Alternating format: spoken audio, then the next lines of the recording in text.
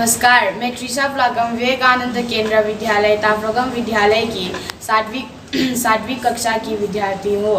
मैं आज आप सभी के सामने एक पुस्तक समालोचना प्रस्तुत करने जा रही हूँ।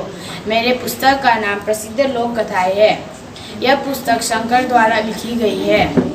यह पुस्तक चिल्ड्रन बुक ट्रस्ट द्वारा प्रकाशित है। इस पुस्तक में कुल मिलाकर 5 कहानियाँ हैं। सारी कहानियाँ बहुत मज़ेदार है।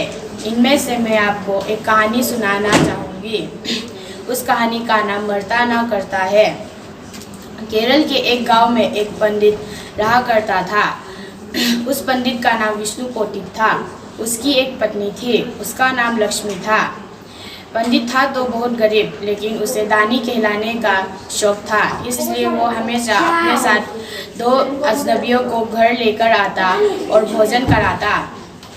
उसकी पत्नी लक्ष्मी उसकी इस आदत से तंग आ गई थी। जब उसकी पत्नी लक्ष्मी उससे यह बात पर चर्चा करने को करती तो विष्णु पोटित यह कहता कि यही उसका धर्म है। भगवान पर विश्वास रखो और अपने पति का पालन करो। यह कहकर वह बात को टाल देता था। एक दिन हमेशा की तरह विष्णु पोटित ने अपने साथ 2 अजनबियों को घर लेकर आए और लक्ष्मी ने एक योजना बनाई कि वह मुसल की पूजा करेगी और उसने अपने योजना के अनुसार उसने मुसल की पूजा करने शुरू की। तभी वह 2 मेहमान उनके पीछे पीछे आए और लक्ष्मी से पूछा कि आप मुसल की पूजा क्यों कर रही है।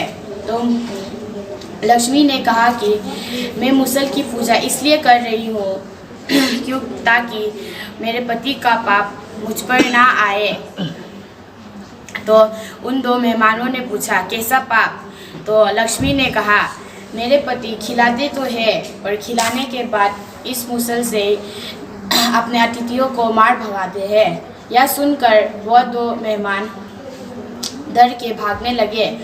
उसके थोड़ी देर बाद विष्णु पोटित घर पहुँचे और उसने पूछा कि वो दो अतिथि कहाँ चले गए। तो लक्ष्मी ने कहा वो 2 अतिथि घर से चले गए क्योंकि उन्होंने लक्ष्मी से मुसल मांगी थी, पर लक्ष्मी ने मुसल नहीं दी। तो यह बात सुनकर विष्णु पोटित क्रोधित होकर लक्ष्मी को क्रोध से चिल्लाने लगा।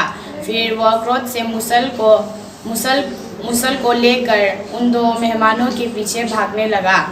वो दो आदमी उस विष्णु पोटित को अपने पीछे देखकर डर से भागने लगे और चिल्लाने लगे कि वह पंडित हमारा पीछा कर रहा है। और विष्णु पोटित मुसल लेकर और तेजी से भागने लगे। इस घटना के बाद विष्णु पोटित के घर कोई भी आदमी नहीं आया।